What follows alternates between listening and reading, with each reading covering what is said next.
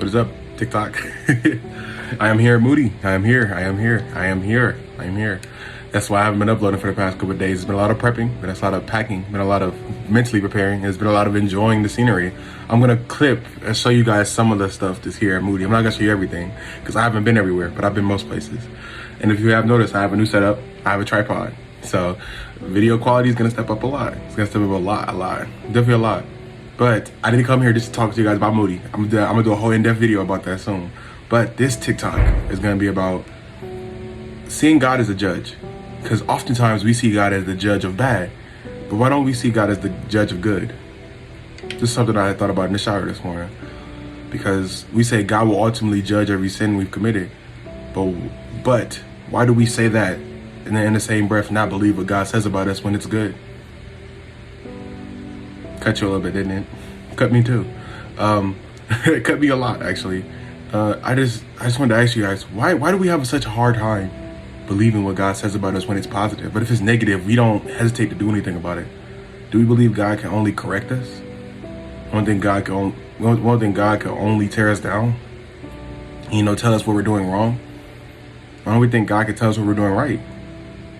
And sometimes a lot of people like myself, we do that because we don't want to get too caught up in our own Kool-Aid, to put it lightly.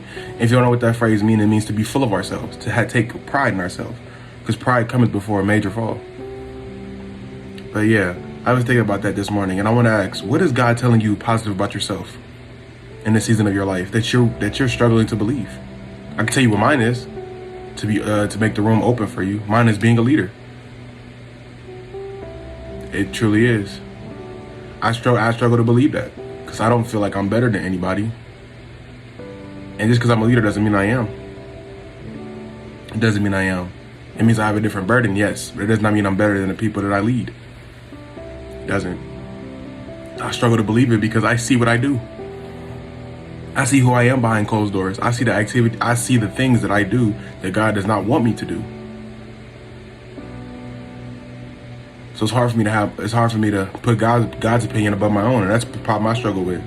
And the reason I feel so open sharing that with you guys is because I know you guys are the same way. There's things that you do that you're not proud of, that you're not pleased with. There's things that you wish you could change, but you can't. But I'm gonna tell you something that freaked me out when I thought about it this morning. Jesus didn't die on the cross for a perfect version of you. He died for that version of you see behind closed doors, because God sees everything.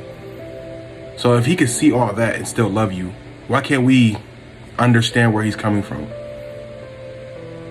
It's hard. I'm not telling you that because it's easy. I'm telling you that because it's actually pretty difficult. I struggle with it every day.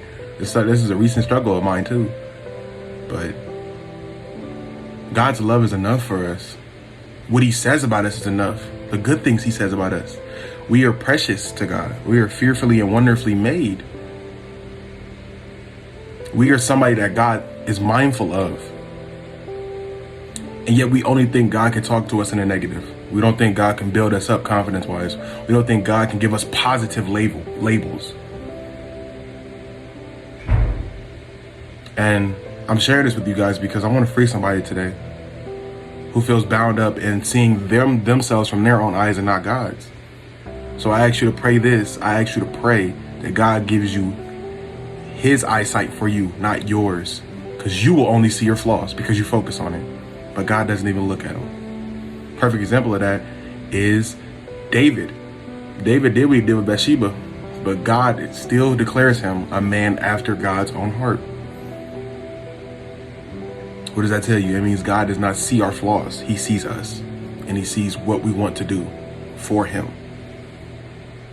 I thank you guys for watching. I'll talk to you in the next video. Peace out.